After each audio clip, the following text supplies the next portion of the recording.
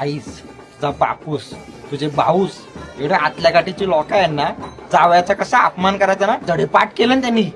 अरे देवा, काय झालं आता तुम्हाला? कोण काय बोलला?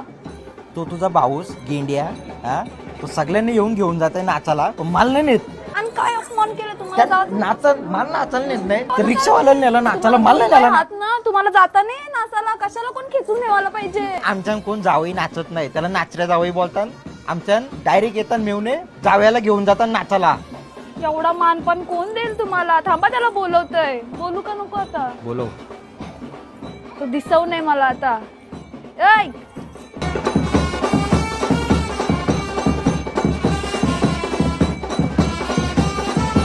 काही येत नाही भाऊजी.